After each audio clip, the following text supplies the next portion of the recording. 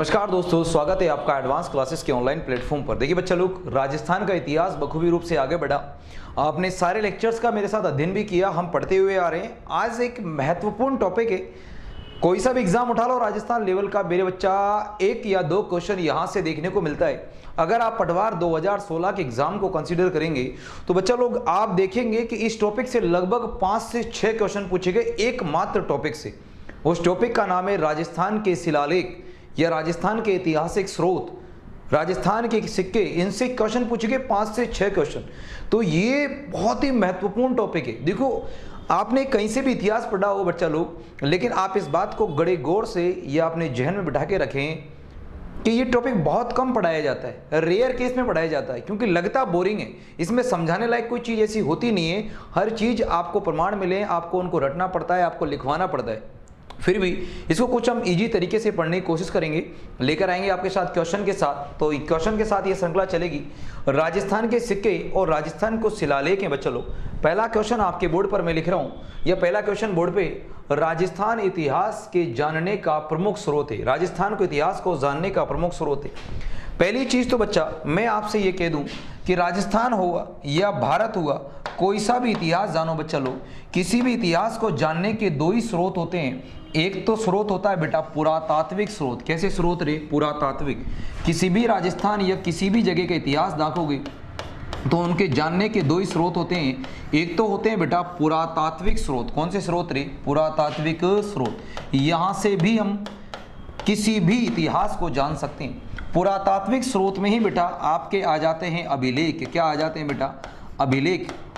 यहीं पर आपके अभिलेख आ जाते हैं बेटा। इसी अभिलेख में आप शिला देखते हो तो शिलालेख यहाँ पर आ जाते हैं बच्चा लोग। शिलालेख के साथ बात करें तो यहाँ पर बेटा आपके गुहा लेख भी आ जाते हैं। ये सब यहीं पर आते हैं। गुहा लेख हुआ। फिर मैं कहूँ बच्चा लोग, यहाँ पर और क्या आता है? यहाँ पर ताम्रपत्र लेख भी आ जाते हैं। ताम्रपत्र यानी ताम्रपत्र पर क्या लिखा गया? यहाँ पर बेटा दानपत्र लेख भी आ जाते हैं। कुछ दान दिए गए, उन पर क्या लिखा गया? ये सब लेख हैं।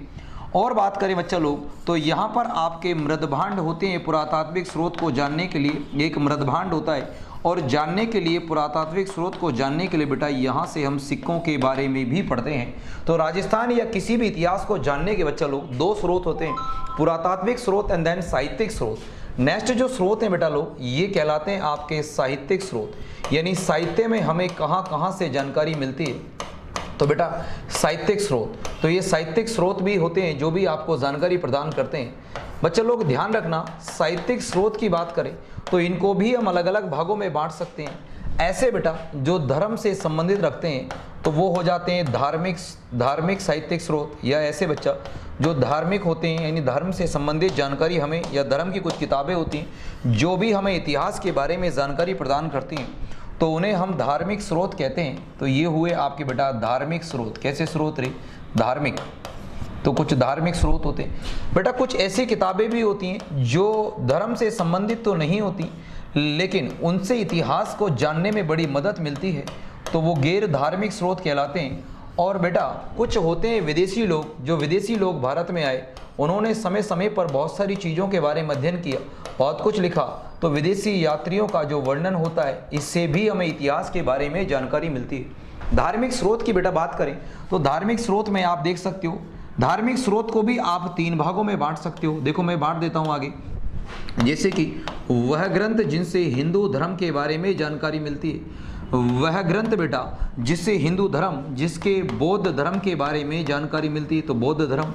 और वह ग्रंथ जिससे आपको जैन ग्रंथ के बारे में या जैन धर्म के बारे में जानकारी मिलती है, तो वो ग्रंथ है बेटा। हिंदू धर्म में आप वेद पढ़े तो सारे के सारे वेद आते हैं। वेद के साथ बेटा उपवेद पढ़े, ये आ जाते हैं।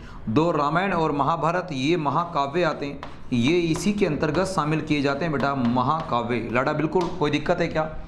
थोड़ा सा जटिल है टॉपिक, लेकिन जटिल को आप डायग्राम बनाओगे तो कतई हल्का हो जाएगा, कोई दिक्कत ही नहीं है। हिस्ट्री को डायग्राम बना के पढ़ो, इजी बेस में आपको समझ में आएगी। बौद्ध धर्म की बात करें तो बौद्ध धर्म में बेटा आप देखोगे दीपवंश और महावंश, इनके बारे में भी आपसे जानकारी मिलती। बुद्ध के ऊपर लिखा गया एक ग्रंथ है बुद्ध चरित्र, तो इससे भी हमें जानकारी मिलती इतिहास के बारे में। बेटा जैन धर्म में आगम ग्रंथ है, आगम के बारे में जानकारी मिलती है। आगम है, उपांग है, अंग हैं, और भी कई सारे ग्रंथ है बेटा, इनसे सबसे हमें जानकारी मिलती है। गैर धार्मिक स्रोत में बेटा मेगास्थनीज के द्वारा, मेगास्थनीज क्या, यहाँ पर विदेशी यात्रियों की तो हम बात अभी कर नहीं रहे। यहाँ पर बेटा आप देखोगे तो आपने देखी एक किताब जिसका नाम है अर्थशास्त्र। ये धर्म से कोई ताल्लुक नहीं है बेटा, लेकिन अर्थशास्त्र तत्कालीन मौर्य समाज के बारे में बहुत महत्वपूर्ण जानकारी देती है। ध्यान रखिएगा, अर्थशास्त्र में किसी भी मौर्य राजा का नाम का उल्लेख नहीं हुआ है, कोई भी राजा का नाम नहीं है, लेकिन उस समय की धार्मिक स्थिति, विशेषकर उस समय की राजनीतिक स्थिति के बारे में अगर कोई पुख्ता सबूत हमारे पास उपलब्ध है तो उस किताब का नाम है अर्थशास्त्र।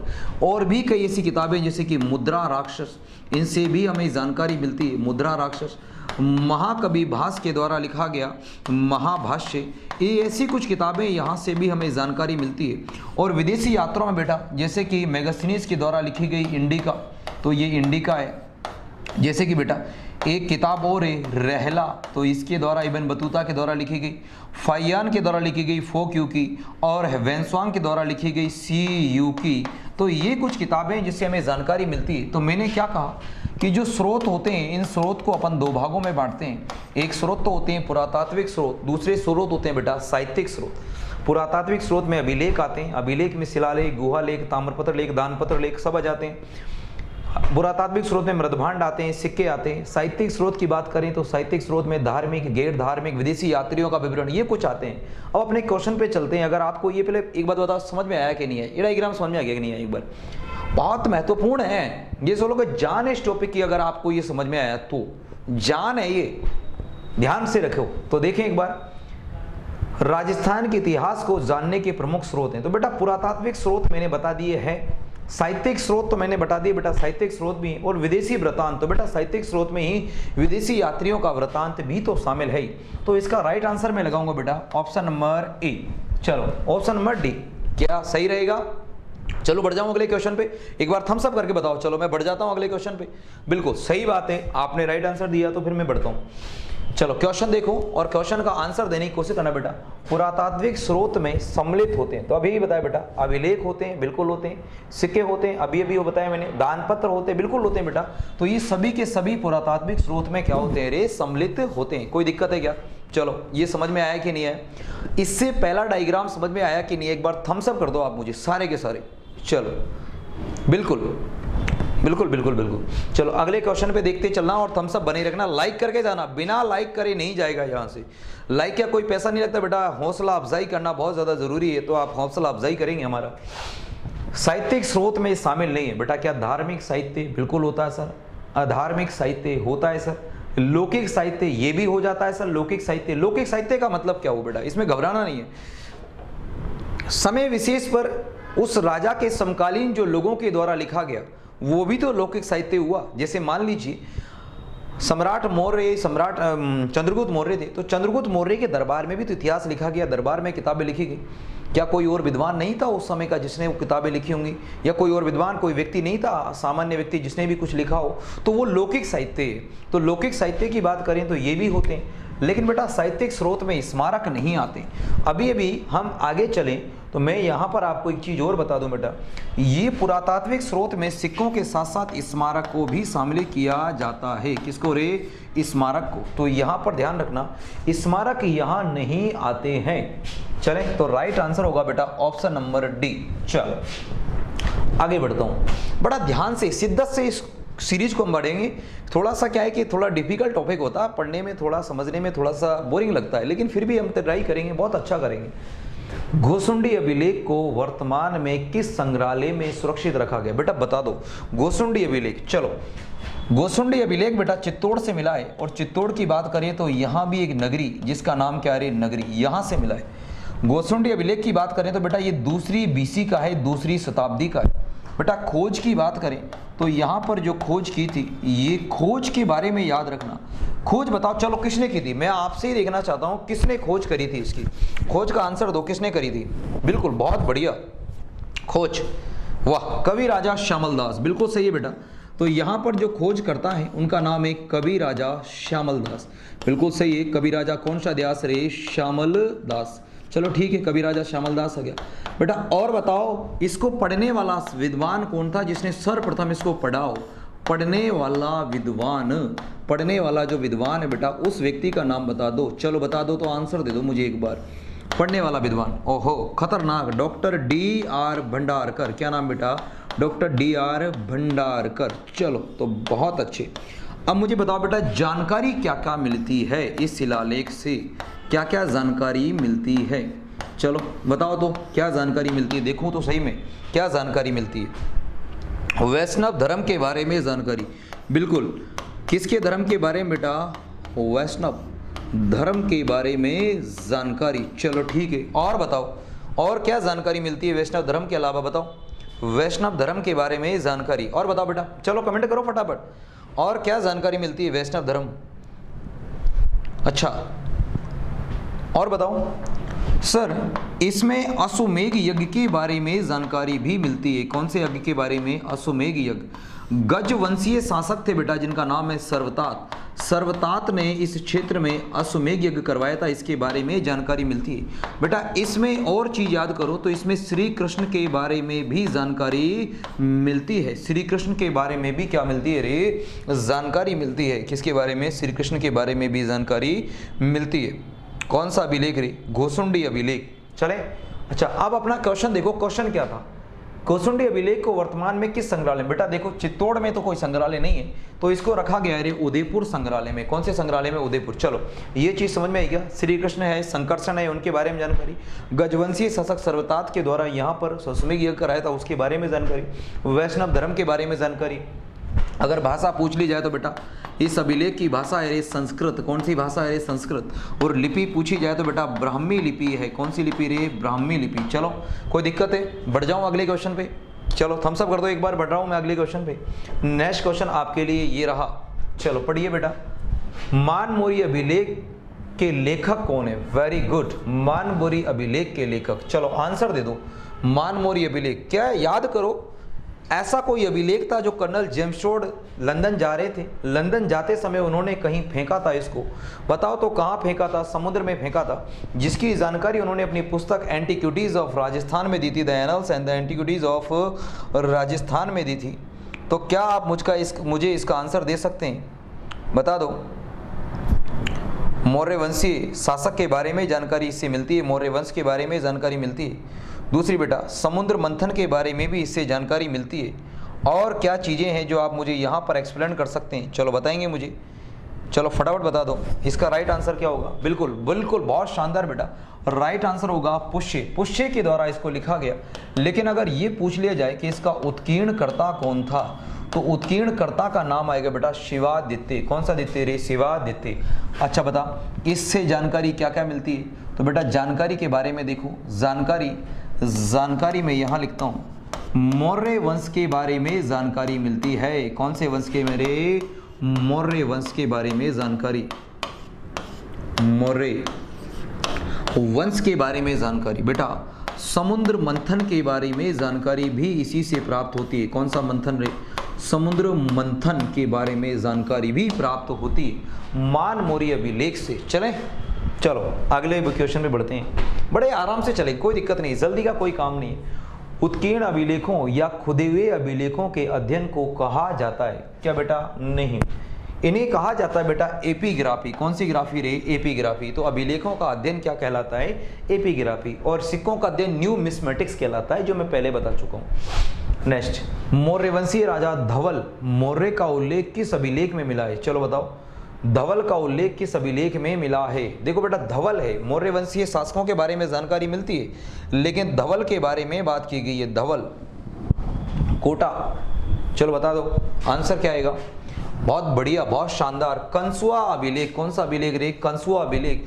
कंसुआ अभिलेख से हमें मौर्य वंशीय शासक धवल के बारे में जानकारी प्राप्त होती है। बिल्कुल राइट आंसर है बेटा यहाँ पर। नेक्स्ट क्वेश्चन, किस अभिलेख में अश्वमेध यज्ञ का उल्लेख किया गया है, जिसका निर्माण सर्वतात या जिसका आयोजन सर्वतात गजानन नामक व्यक्ति ने किया था? तो बेटा अभी भी मैंने बताया तो इसमें तो आपके सामने एक अभिलेख आएगा। बताओ कौन सा अभिलेख है?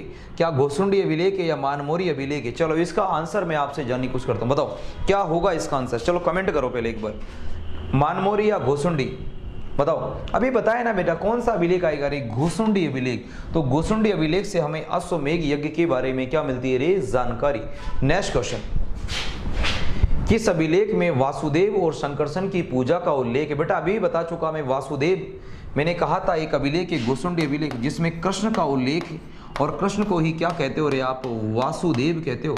तो कृष्ण और वासुदेव की पूजा का उल्लेख वैष्णव धर्म या भागवत धर्म के बारे में जानकारी देने वाला राजस्थान का अभिलेख के घोसुंडी अभिलेख। कौन सा अभिलेख रे, घोसुंडी अभिलेख। तो राइट आंसर होगा बेटा option number B. Next question, Manmori शिलालेख का समय काल है, मानमोरी शिलालेख, चलो आंसर दे दो। मानमोरी शिलालेख का समय काल बेटा 713 ईस्वी का। कौन सी 13 का रे, 713। चलो नेक्स्ट क्वेश्चन, बड़ा प्यारा क्वेश्चन, बहुत शानदार, अद्भुत। चलो आंसर दो, इस क्वेश्चन का आंसर चलो। और ये कोई ऐसा मत सोचो कि ये कोई भारी भरकम क्वेश्चन है। मैं कहूँ ना, अगर ऐसा क्वेश्चन आपके लिए आ जाए ना तो ये सोने पे सुहागा है अपने लिए, सोने पे सुहागा है भाई साहब। अगर अपन को एक भी याद है ना तो अपन को फ्री में नंबर मिलने वाले, एक क्या दो, अगर हाईएस्ट दो याद है ना फ्री में नंबर मिलने वाले। देखो देखो कैसे, देखो मुझे क्या याद है, मैं अपने ही देखो यार, मुझे राज प्रशस्ति याद तो है, नहीं है मुझे इतनी याद, जगन्नाथ नहीं है, राय सिंह की बीकानेर प्रशस्ति बिल्कुल थोड़ी थोड़ी याद है, कुंभलगढ़ प्रशस्ति मेरे को करेक्ट याद है भाई साहब, 1460 की है कुंभलगढ़ प्रशस्ति, ठीक है ना। रणकपुर प्रशस्ति मुझे पक्का याद है भाई साहब, 1539 की आई थिंक रणकपुर प्रशस्ति, जिसमें बप्पा रावल को और कालभोज को दो अलग अलग व्यक्ति बताया गया है। तो देखो पहले तो मैं कुंभलगढ़ प्रशस्ति लगाता हूं 1460। तो ऐसा कौन सा ऑप्शन है जो चौथे में बी आंसर देता है? तो चौथे में बी आंसर बेटा, चौथे में बी आंसर एक तो यहां आ रहा है, ठीक है ना, यहां तो नहीं आ रहा, काट दो, और यहां पहला दूसरा तीसरा यहां आ रहा है तो इसको रखो, और यहां नहीं आ रहा तो ये भी काट दो बेटा, ठीक है। अब रणकपुर प्रशस्ति की बात करें तो रणकपुर प्रशस्ति बताओ 1459 की, और रणकपुर प्रशस्ति आंसर बताओ, रणकपुर प्रशस्ति, रणकपुर प्रशस्ति 1439 की, 1439 कहीं आ रहा है कि रणकपुर प्रशस्ति? रणकपुर प्रशस्ति बेटा ए। तो ऐसा ऑप्शन बताओ जिसमें पी में मतलब 5वें नंबर पे ए आ रहा हो। ई तो कोई है नहीं, ये आ रहा ना बेटा, खत्म। दो आए मुझे, दो आए, दो आने पर मैंने सही कर दिया। और दो क्या, अगर मुझे ये अकेला आता ना बेटा रणकपुर प्रशस्ति, तो ये रणकपुर प्रशस्ति यहाँ चली जाती है, और इसका राइट आंसर बेटा ऑप्शन नंबर क्या हो जाता रे, बी। बाकी मुझे चेक करने की जरूरत ही नहीं है। चलो बहुत बढ़िया क्वेश्चन, ऑप्शन नंबर क्या आएगा इसका, बी। आगे बढ़ूं, चलो अब इसका आप आंसर दे दो। ये भी बड़ा सिंपल क्वेश्चन है, बताओ आपको क्या याद है इसमें से, चलो आंसर लगाओ। क्या मुझे दिलवाड़ा का शिलालेख, दिलवाड़ा का शिलालेख बिल्कुल याद है, बिजोलिया का शिलालेख मुझे ये पक्का याद है, बिजोलिया का शिलालेख 1170 का शिलालेख है। कीर्ति स्तंभ प्रशस्ति, कुंभलगढ़ प्रशस्ति और कीर्ति स्तंभ प्रशस्ति दोनों के समकालीन एक ही बात है, 1460 की बात है। तो पहले में बेटा डी, देखो पहले में डी कटे आ रहे हैं, कटे भी नहीं आ रहे, ये आ रहा बेटा, पहले में डी एक ही जगह आ रहा है, आंसर आ गया बेटा अपना, तो खत्म काम। पहले में डी एक ही जगह आ रहा है और बाकी ये मिला लो, तो ये आ गया बेटा चौथे में ए, चौथे में आ रहा है, बस खत्म। इतना मिला लो, पहले में डी आ गया और चौथे में क्या आ गया रे, ए आ गया। तो राइट आंसर अपना ऑप्शन नंबर क्या हो गया बेटा, बी। राइट आंसर अपना ऑप्शन नंबर क्या हो गया बेटा, बी। चलो आंसर कोई दिक्कत है क्या, बस मिलाने का टाइम है। देखो मुझे बिजोलिया याद है बेटा, बिजोलिया अगर अपन को याद है तो अपन क्या लगाएंगे 1170। और वैसे ही बेटा अगर आपको बात करें तो कीर्ति स्तंभ प्रशस्ति बेटा कब की है रे, ये कीर्ति स्तंभ प्रशस्ति 1460 की, तो ये आंसर तो निकल गया। अगर आप मिलाना चाहो तो मिला सकते हो, वैसे कोई दिक्कत नहीं है। पहले में डी आएगा, दूसरे में सी आएगा, तो दूसरे में सी की बात करें तो ये रहा दूसरे का सी, और तीसरे की बात करें तो बी आएगा, तीसरे में बी की बात करें तो ये आ गया तीसरा बी। तो राइट आंसर आ गया आपके पास ऑप्शन नंबर बी। चलो ये एक बार अपन ने मैचअप करना सीखा, ये समझ में आया कि नहीं है? समझने वाली कुछ बात नहीं है, आपको अगर एक आता है ना पहले उसको तोड़ निकालो, उसको खोजने की कोशिश करो, आंसर निकल जाएगा, ठीक है। चलो आगे बढ़े, छोड़ना नहीं है, ऐसे क्वेश्चन बड़े हलवे होते हैं। चलो इसमें भी अपन देख लेते हैं। अगर मैं ये कह रहा हूं कि बच्चा एक ऑप्शन या दो ऑप्शन भी अगर हमें याद है तो अपना आंसर निकल जाएगा, ये बात अपन यहां साबित करने की कोशिश करते हैं। कीर्ति स्तंभ प्रशस्ति, तो बेटा यार महाराणा कुंभा के समय की प्रशस्ति है कीर्ति स्तंभ प्रशस्ति, हाँ तो क्या दिक्कत आ रही है, ये तो सिंपल है, महाराणा कुंभा की प्रशस्ति। पहले नंबर में ए, पहले नंबर में ए, यहां भी है, यहां भी, यहां नहीं है बेटा, काट दो, ठीक है। जूनागढ़ प्रशस्ति, जूनागढ़ अभिलेख का निर्माण की बात करें तो जूनागढ़ बेटा किसका है, राय सिंह का है। तो दूसरे में बेटा अब 2 ही चेक कर रहा हूं, 2 भी नहीं, चलो बिजोलिया चेक करते हैं। बिजोलिया बेटा चौहानों के बारे में जानकारी देता है, ये लो डी, ठीक है ना। चौथे नंबर में डी, तो यहां डी नहीं आ रहा, यहां पर ए आ गया और यहां पर भी क्या आ गया, डी आ गया। चलो ठीक है, ए और डी 2 ही ऑप्शन है अपने पास। अब देख लो जूनागढ़ प्रशस्ति राय सिंह की है, तो बेटा इसमें सी आना चाहिए, दूसरे में सी, तो दूसरे में सी यहां आ गया। ये लो बेटा आंसर आ गया, बताओ ऑप्शन नंबर सी ये राइट आंसर होगा। एक बार थम्स अप करके बताओ ये अपन को एलिमिनेट करना आया कि नहीं आया, क्या अपन एलिमिनेट कर सकते हैं कि नहीं कर सकते। इसे कहा जाता है एलिमिनेट मेथड। अपन देखें तो सही, जो अपने काम का नहीं उसको हटा दो। यहां पर अपना आंसर निकल कर आ गया, आंसर नंबर सी। चलो आगे बढ़ते हैं नेक्स्ट क्वेश्चन के ऊपर। बिजोलिया अभिलेख किस समय काल को निश्चित किया गया। बिजोलिया अभिलेख बेटा 1170 का अभिलेख है। कौन से अभिलेख है, 1170 का। क्या क्या जानकारी मिलती है बेटा, रचनाकार पूछा जाए बिजोलिया का तो कभी कभी पूछ लिया जाता है, तो याद रखना गुणभद्र है। जानकारी एक तो सांबर के चौहानों के बारे में जानकारी मिलती है, सांबर व अजमेर के चौहान वंश के बारे में जानकारी, अजमेर के चौहान वंश के बारे में जानकारी। बेटा सांबर झील के निर्माण के बारे में जानकारी, सांबर झील का निर्माण, सांबर झील के निर्माण के बारे में जानकारी मिलती है। और बेटा इसमें वासुदेव की बात करें तो वासुदेव को बेटा वत्स गोत्रीय ब्राह्मण बताया गया है। कौन से गोत्रकार है, वत्स गोत्रीय ब्राह्मण भी बताया गया है, और ये 1170 का है, तो ऑप्शन नंबर आएगा बी। चले अगले क्वेश्चन पे। नेक्स्ट देखो मेरा भाई, किस अभिलेख में चौहान वंश का संस्था वासुदेव माना गया। यार रुकना चाहिए क्या, हटे खत्म। बिजोलिया शिलालेख, चलो मेरे भाई हलवे को खाना पड़ता है। बिजोलिया शिलालेख, अरे ये लो बेटा गुणभद्र के द्वारा इसकी रचना की गई है।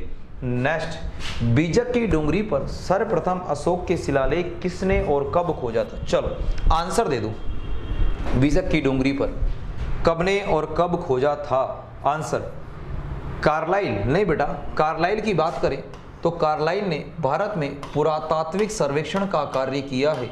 भारत में क्या, राजस्थान में पुरातात्विक सर्वेक्षण का कार्य करने वाले अगर कोई व्यक्ति हैं तो उनका नाम है बेटा कार्लाइल। कौन से ले, कार्लाइल। चलो ठीक है। अलेक्जेंडर कनिंघम ने भारत में बेटा भारतीय पुरातात्विक विभाग की स्थापना करी है। भारतीय पुरातात्विक विभाग का जनक कहा जाता है बेटा अलेक्जेंडर कनिंघम को, भारतीय पुरातात्विक विभाग, तो ये तो इसके जनक कहलाते हैं, इसकी स्थापना हुई है। और कर्नल जेम्स टोड की बात करें तो इनके द्वारा एक किताब लिखी गई है annals the antiquities of Rajasthan, और कैप्टन बर्ट ने खोजा था बेटा 1837 में। बात करें ये कैप्टन बर्ट का जो शिलालेख है, इस शिलालेख की बात करें तो इस शिलालेख का नाम है बेटा, बताओ भाब्रू का शिलालेख। कहाँ का शिलालेख रे, भाब्रू का शिलालेख। ये एकमात्र ऐसा शिलालेख जिससे ये प्रमाणित होता है कि अशोक ने एक धर्म ग्रहण किया था। उस धर्म का नाम क्या रे, बौद्ध धर्म। कौन सा धर्म रे, बौद्ध धर्म। कैसे पता पड़ता है सर, इसके ऊपर 3 शब्द हैं, 3 शब्द लिखे हैं, बुद्ध, धम्म और संघ। क्या लिखा हुआ है बेटा, जो बौद्ध धर्म के त्रिरत्न हैं, बुद्ध धम्म संघ, ये इसी पर उत्कीर्ण है। और भी चलो मैं बात करूं इसके लिए आपके साथ, और क्या बात कर सकते हैं बेटा, अशोक के द्वारा पशु हिंसा या जीव हिंसा पर प्रतिबंध लगाया गया। इस बात की जानकारी भी किस शिलालेख से प्राप्त होती है, इसी शिलालेख से। बेटा अशोक को इस शिलालेख में मगध का राजा कहा गया है। कहाँ का राजा रे, मगध का राजा कहा गया है। ये सब जानकारी मिलती है इसी शिलालेख से। तो आपका राइट आंसर होगा बेटा ऑप्शन नंबर 4। चले एक बार थम्स अप करो, एक बार इसका स्क्रीनशॉट लेना चाहो तो ले सकते हो। बढ़ता हूं मैं अगले क्वेश्चन पे। किस प्रशस्ति को खंभों का अजायब घर, बेटा ये थोड़ा सा गलत है।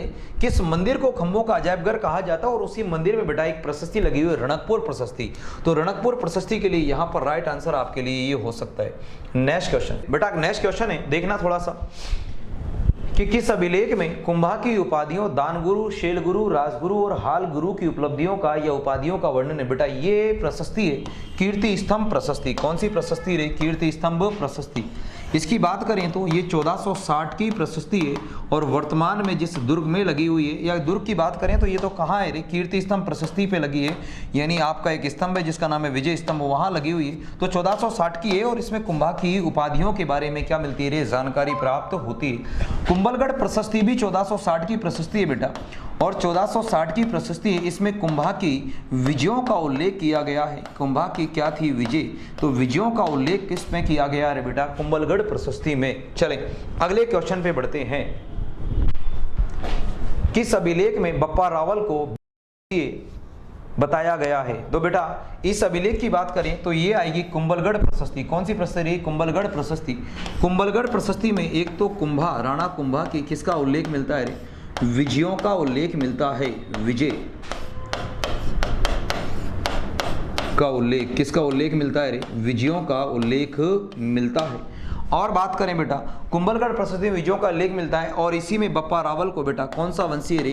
विप्रवंशीय भी बताया गया है। कौन सा वंशीय? विप्रवंशीय भी इस अभिलेख में बताया गया है। और इसमें बेटा एक और याद रखो, हमीर को विषम घाटी पंचानन कहा गया है। विषम घाटी पंचानन, विषम घाटी पंचानन, पंचानन कहा गया है। किसे कहा गया है रे? हमीर को। किसे कहा गया है रे? हमीर को। चलो ये राइट आंसर आपका ऑप्शन नंबर ए होगा। चलो एक बार थम्स अप करके बताओ मुझे, ये आपको समझ में आया कि नहीं आया?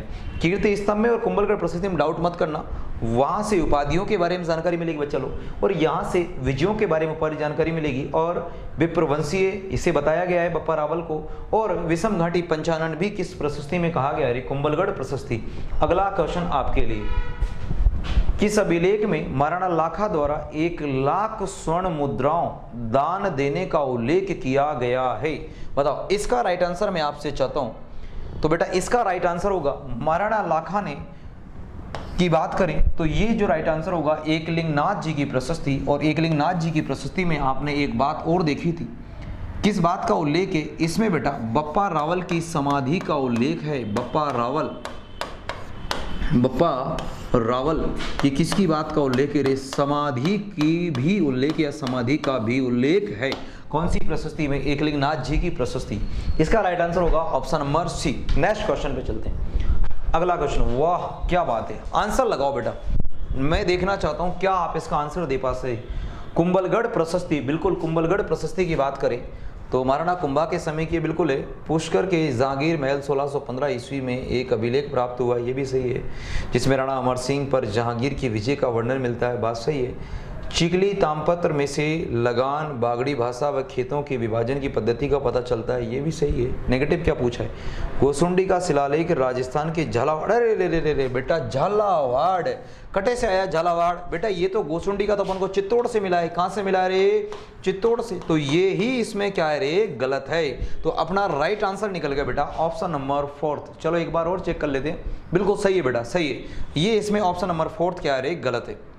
नेक्स्ट क्वेश्चन पे चलते हैं। बैराट से अशोक के शिलालेख की खोज किसने की थी? कैप्टन बर्ट ने की थी ना बेटा। तो कैप्टन बर्ट ने करी थी इसकी खोज, 1837 में खोज करी थी, और 1840 में से काट कर बेटा कहाँ रख दिया गया है? ये प्रेजेंट टाइम में एशियाटिक सोसाइटी ऑफ बंगाल में रखा है। एशियाटिक सोसाइटी ऑफ बंगाल में है। कहाँ पर है बेटा? बंगाल। और बंगाल का मतलब है वर्जेंट टाइम पे बेटा कहाँ रे? कोलकाता में है। कहाँ पर है रे? कोलकाता में है। तो ये कैप्टन बर्ट ने करी थी। चलो अगले क्वेश्चन बढ़ता हूँ। वह प्रशस्ति जो संसार से प्राप्त शिलालेखों में सबसे बड़ी है, बेटा क्या दिक्कत आएगी? सबसे बड़ी प्रशस्ति 25 काले शिलालेख लगे हैं, 1106 श्लोकों का उल्लेख है, और ऐसी प्रशस्ति लगाने का जो श्रेय दिया जाता है राजस्थान या मारवाड़ के जो मेवाड़ के जो महाराणा थे उनका नाम बेटा राज सिंह प्रथम। तो राज प्रशस्ति बिल्कुल राइट आंसर आएगा बेटा, राज प्रशस्ति। कीर्तिस्तंभ प्रशस्ति नहीं है, राज प्रशस्ति is the right answer. Rai Singh प्रशस्ति ये तो बेटा बीकानेर के थे। कहां के थे रे? बीकानेर के। ये नहीं होगा इसका राइट आंसर। रणकपुर प्रशस्ति अपने पास है इसी 1439 की। तो राइट आंसर होगा option number B. Next question पे, राजस्थान में सर्वप्रथम किसके द्वारा पुरातात्विक सर्वेक्षण का कार्य प्रारंभ किया गया? आंसर लगाओ। अभी मैंने बता दिया था बेटा, ये तो वैसे भी CL कार्लाइल के द्वारा ये काम किया गया था। तो राइट आंसर होगा ऑप्शन नंबर सी। कोई दिक्कत है क्या इसमें? रुकना चाहिए मुझे? नहीं रुकना चाहिए, आगे बढ़ने चाहिए। तो मैं बता चुका अभी। निम्न में से उदयपुर से प्राप्त शिलालेख, चलो बताओ। देखो घटियाल शिलालेख बेटा जोधपुर से मिला है। कहाँ से मिला है रे? जोधपुर से मिला है, तो ये तो है नहीं। उदयपुर की बात कर रहे हैं। कंसवा शिलालेख बेटा कोटा से मिला है, तो ये यहाँ भी नहीं होगा। और चाटसू शिलालेख भी मिला है और सांभोली का शिलालेख। तो इसका जो राइट आंसर होगा बेटा, ये राइट आंसर, ये सांभोली का शिलालेख जो उदयपुर से प्राप्त होता है। कहां से प्राप्त होता है रे? उदयपुर से। तो यहां पर जो राइट आंसर होगा ऑप्शन नंबर 1। क्या होगा बेटा? Option number 1। चले नेक्स्ट क्वेश्चन पे। वाह, चलो पढ़ो पढ़ो पढ़ो, इस क्वेश्चन को पढ़ो। भाब्रू शिलालेख राजस्थान में जयपुर के निकट बैराट नामक स्थान से उपलब्ध हुआ है। इस शिलालेख में बौद्ध धर्म के 7 ऐसे उदाहरण दिए गए हैं जो अशोक को बहुत प्रिय थे और वह चाहता था कि प्रजा उनको पढ़कर उनके अनुसार आचरण करे। ये शिलालेख किस संग्रहालय में सुरक्षित है? बेटा ये उस शिलालेख की बात कर रहे हैं, भाब्रू के शिलालेख की। और भाब्रू का शिलालेख एशियाटिक सोसाइटी ऑफ बंगाल में रखा है। तो बेटा देखो, Asiatic Society of Bengal, Jaipur नहीं बेटा, ये रहा ना कोलकाता। एशियाटिक सोसाइटी ऑफ कहाँ रखा है रे? कोलकाता। चलो ये बात से आप सेटिस्फाइड हुए कि नहीं हुए, पहले ये बता दो एक बार। चलो बताओ, ठीक है, थम्स अप करो एक बार, बता दो एक बार, थम्स अप करो। सभी का आंसर चाहता हूं मैं इसमें। बहुत बढ़िया बेटा, बिल्कुल बिल्कुल। चलें फिर आगे बढ़ जाते हैं। बढ़ूं मैं आगे? चलिएगा। तो फिर नेक्स्ट क्वेश्चन पे चलते हैं। अगला क्वेश्चन आपके लिए क्या है? किस अभिलेख में सांबर व अजमेर के चौहानों को वत्स गोत्रीय ब्राह्मण बताए? बेटा बिजोलिया शिलालेख के 1170 ईस्वी का, ये हम 2 बार पढ़ चुके हैं। तो इसमें तो राइट आंसर होगा option number C. Next question, वह अभिलेख जिसमें सांबर के चाहमान शासकों का वर्णन है, उपलब्धियों का वर्णन है।